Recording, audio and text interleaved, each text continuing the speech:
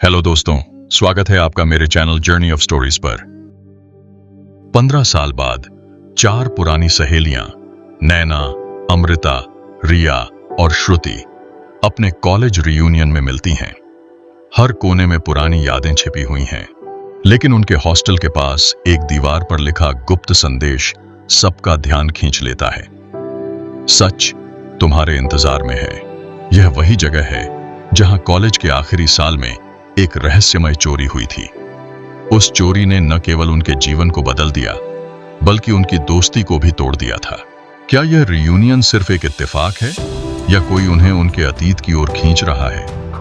सच का सामना करने के लिए वे फिर से साथ निकल पड़ती हैं। सच की गूंज, कॉलेज की गुप्त सुरंग।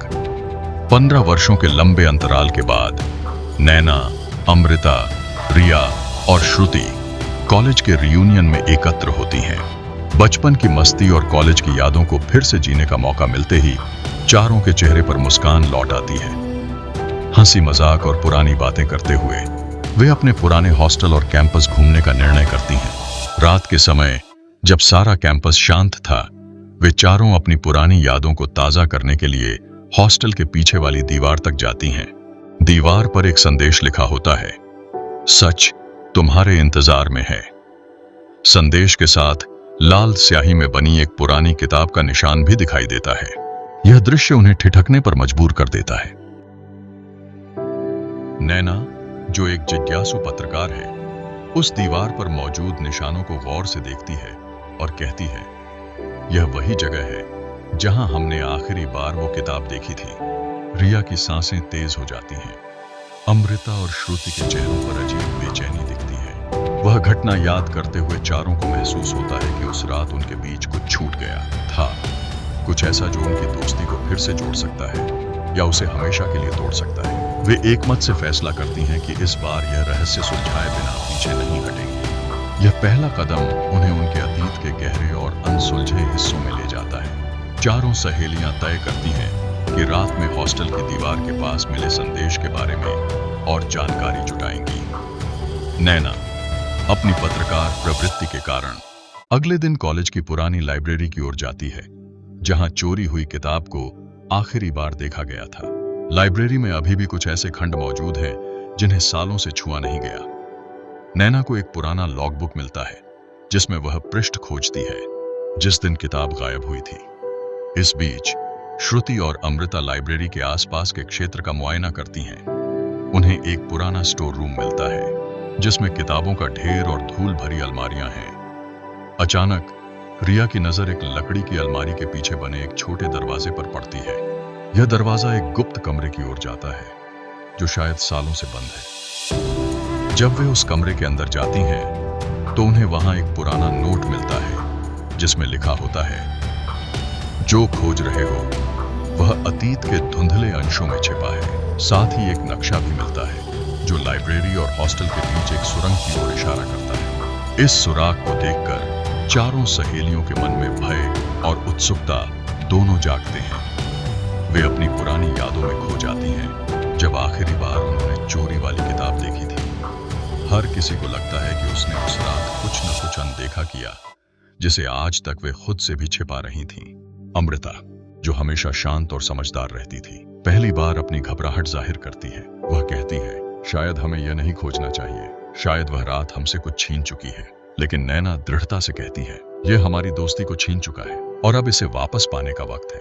अब चारों सहेलियां तय करती हैं कि इस गुप्त कमरे और सुराग के जरिए वे इस रहस्य के मूल तक पहुंचेंगी। उनकी यात्रा शुरू होती है, लेकिन हर कदम के साथ अतीत का बोझ और बढ़ता जाता है। सुराग से जुड़ी कड़ी की ओर बढ़ते हुए चारों सहेलियां लाइब्रेरी से हॉस्टल तक की गुप्त सुरंग को ढूंढने निकलती हैं। नक्शे में दिखाए गए निर्देशों के अनुसार सुरंग का प्रवेश द्वार हॉस्टल के पुराने स्टोर रूम के नीचे छुपा हुआ है। श्रुति, जो सबसे ज्यादा रोमांचित और डरपोक दोनों है, नक्शा पढ़ने की जिम्मेदारी लेती है। नैना की नेतृत्व क्षमता के तहत चारों मिलकर स्टोर रूम की धूल और जंग खाई अलमारियों को हटाने लगती हैं। अचानक रिया को फर्श पर मिट्टी में छिपा एक धातु का हैंडल मिलता है। जब वे इसे उठाती हैं, तो उनके सामने एक छोटा सा दरवाजा प्रकट होता है। दरवाजा खोलने पर वे एक तंग अंधेरी सीढ़ी की ओर बढ़ती हैं, जो उन्हें गुप्त सुरंग तक ले जाती है। सुरंग अंदर से बहुत पुरानी लेकिन ठोस बनी हुई है। दीवारों पर टूटे फूटे निशान और धुंधली रोशनी के चिन्ह हैं। श्रुति दीवार पर उभरी आकृतियों को गौर से देखती है और नोटिस करती है कि ये आकृतियां किताबों और कलमों की प्रतीक हैं, जो कॉलेज के संस्थापक के महत्व को दर्शाती हैं। जैसे जैसे वे सुरंग में आगे बढ़ती हैं, उन्हें हल्की फुसफुसाहटें सुनाई देती हैं। ये आवाजें डरावनी लगती हैं, लेकिन चारों सहेलियां इसे अपनी कल्पना मानकर अनदेखा कर देती हैं। अचानक सुरंग के अंदर उन्हें दीवार पर लाल रंग से लिखा हुआ संदेश दिखाई देता है। सत्य तुम्हारे करीब है, लेकिन हर कदम पर खतरा है। यह पढ़कर अमृता घबरा जाती है और पीछे हटने का सुझाव देती है, लेकिन रिया दृढ़ता से आगे बढ़ने पर जोर देती है। नैना अपने पत्रकारिता के स्वभाव के कारण इस सुरंग को एक बड़ा रहस्य मानने लगती है, जिसे उजागर करना न केवल उनकी दोस्ती बल्कि उनके भविष्य के लिए भी जरूरी है। सुरंग के अंत में वे एक छोटा सा ताला बंद दरवाजा पाती हैं। दरवाजे के पास उन्हें एक पुराना कोड मिला है, जिसे हल करने पर ही दरवाजा खुलेगा। यह कोड एक कविता का हिस्सा है, जिसे श्रुति याद करती है कि यह उनके कॉलेज के संस्थापक की लिखी गई एक प्रसिद्ध पंक्ति है। मिलकर वे कोड हल करती हैं और दरवाजा खोलती हैं। दरवाजे के अंदर उन्हें एक पुरानी लकड़ी की मेज पर एक संदूक रखा मिलता है। संदूक में उन्हें किताब की गुमशुदगी से जुड़ा एक और महत्वपूर्ण सुराग मिलता है, एक डायरिया, जिसमें कॉलेज के संस्थापक के खजाने के बारे में संकेत दिए गए हैं। अब चारों सहेलियां समझ जाती हैं कि किताब केवल एक प्रतीक थी, जो एक बड़े रहस्य की ओर इशारा कर रही थी। यह एहसास उन्हें और उत्सुक बना देता है, लेकिन साथ ही हर कदम पर उनके अंदर डर भी बढ़ता जा रहा है। सुरंग के इस हिस्से में रहस्य और गहराई बढ़ती जाती है। वे महसूस करती हैं कि उनकी राह में अब भी कई चुनौतियां बाकी हैं। क्या यह खजाना असली है? क्या इसके पीछे कोई और साजिश छिपी है? इन सवालों के साथ वे आगे की तैयारी करती हैं, एक ऐसी खोज के लिए जो उनकी दोस्ती और हिम्मत का असली परीक्षण साबित होगी। डायरी के पन्ने पलटते हुए चारों सहेलियां किताब और खजाने के रहस्य के बारे में नई जानकारी हासिल करती हैं। डायरी में दर्ज लिखा हुआ है कि यह किताब कॉलेज के संस्थापक के निजी खजाने की ओर इशारा करती थी। यह खजाना कॉलेज के शुरुआती दिनों में बनाए गए एक गुप्त स्थान पर छिपा हुआ था। डायरी की भाषा कवितात्मक और प्रतीकात्मक थी, जिससे सुराग निकालना चुनौतीपूर्ण था। अमृता ने कुछ पंक्तियों की व्याख्या की, जो सूरज की पहली किरण और पर्वत की छाया का जिक्र करती थी। रिया ने अपने तर्क का इस्तेमाल करते हुए अंदाजा लगाया कि यह कॉलेज की सबसे पुरानी इमारत के पूर्व की ओर के किसी स्थान की ओर इशारा कर रहा था। इस बीच रहस्य को लेकर चारों सहेलियों के बीच हल्का तनाव उभरने लगा। रिया और श्रुति के बीच खजाने के महत्व को लेकर बहस होती है। रिया इसे एक रोमांचक खोज मानती है, जबकि श्रुति सोचती है कि यह सिर्फ उनके बीते कल का एक हिस्सा है और इसे सुलझाना जरूरी नहीं। नैना बीच बचाव करते हुए कहती है, यह सिर्फ खजाना नहीं बल्कि हमारी दोस्ती का खोया हुआ सिरा है। उनकी यह बात बाकी तीनों को सहमत कर देती है। नक्शे और डायरी के इशारों को ध्यान में रखते हुए वे कॉलेज के सबसे पुराने हिस्से की ओर बढ़ती हैं। यह एक वीरान और टूटी फूटी इमारत है, जहां कभी छात्रों का आना जाना होता था। इमारत के खंडहर में एक पुराना घंटाघर भी है, जिसका जिक्र डायरी में है। घंटाघर की छत पर सूरज की पहली किरण पड़ने का जिक्र उन्हें और उत्सुक बना देता है। घंटाघर की दीवारों पर छिपे निशान और अंकित प्रतीक उन्हें एक नई दिशा दिखाते हैं। निशान में से एक सूरज और पर्वत की आकृति दर्शाता है, जबकि नीचे लिखा है, सच को उजाले में देखो। श्रुति सबसे पहले घंटाघर के शिखर पर जाने का सुझाव देती है, लेकिन यह जोखिम भरा है क्योंकि सीढ़ियां कमजोर हो चुकी हैं। नैना और रिया मिलकर ऊपर चढ़ने का फैसला करती हैं। जैसे ही वे ऊपर पहुंचती हैं, घंटाघर के नीचे एक छिपे हुए कमरानुमा स्थान का प्रवेश द्वार दिखाई देता है। द्वार पर एक पहेली लिखी होती है, जो खजाने की ओर बढ़ने के लिए आखिरी चुनौती है। यह पहेली शिक्षा, दोस्ती और साहस से जुड़ी थी। चारों मिलकर इसे हल करती हैं। द्वार खुलने पर वे अंदर एक बड़ा कमरा पाती हैं, जहां पुरानी धूल भरी अलमारियों और किताबों के बीच एक सुरक्षित स्थान दिखाई देता है। यह पल चारों सहेलियों को उत्सुकता और डर से भर देता है। क्या खजाना यही है, या यह सिर्फ एक और सुराग का हिस्सा है। जैसे जैसे वे कमरे में कदम बढ़ाती हैं, कहानी और रहस्यमय मोड़ लेने लगती है। जैसे ही चारों सहेलियां गुप्त कमरे के भीतर प्रवेश करती हैं, वहां का नजारा उन्हें हैरान कर देता है। कमरा धूल और पुरानी किताबों से भरा हुआ है। हर कोने में कुछ ऐसा प्रतीत होता है जैसे उसे जानबूझकर छिपाया गया हो। कमरे के केंद्र में एक प्राचीन लकड़ी की पेटी रखी होती है, जिसके चारों ओर छोटे छोटे लालटेन और मोमबत्तियों के अवशेष हैं। पेटी पर लिखी एक पंक्ति उनकी उत्सुकता बढ़ा देती है। जिसने शिक्षा को अपनाया वही इस खजाने का हकदार है।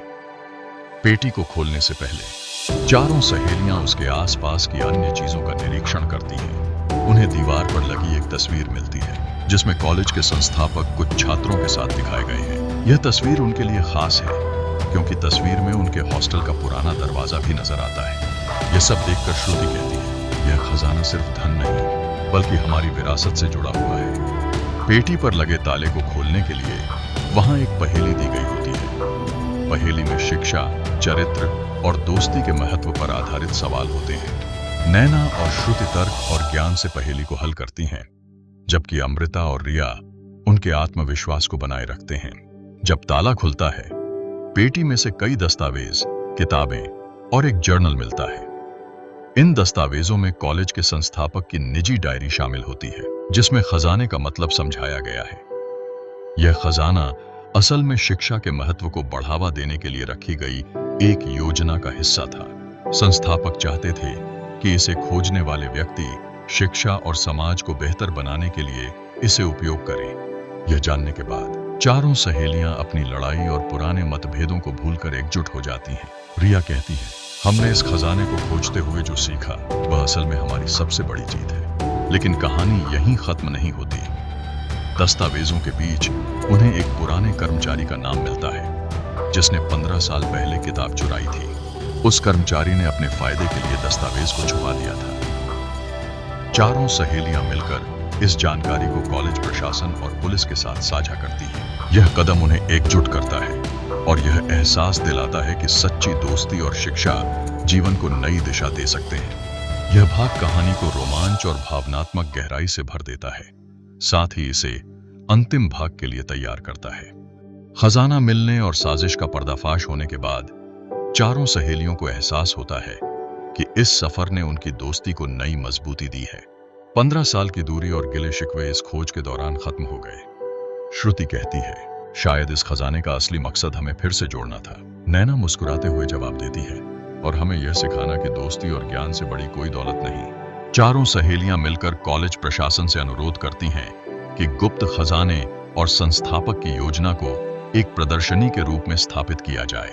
यह प्रदर्शनी छात्रों को शिक्षा के महत्व और संस्थापक के मूल्यों से प्रेरित करेगी। कॉलेज प्रशासन इस प्रस्ताव को स्वीकार करता है और गुप्त कमरे को छात्रों के लिए एक प्रेरणादायक स्थल में बदल देता है। नैना, जो एक पत्रकार है, इस पूरी घटना को एक विशेष लेख में लिखती है। उसका लेख वायरल हो जाता है और लोग इस कहानी को दोस्ती, शिक्षा और रहस्य का प्रेरणादायक सफर कहते हैं। इससे कॉलेज को भी राष्ट्रीय स्तर पर पहचान मिलती है।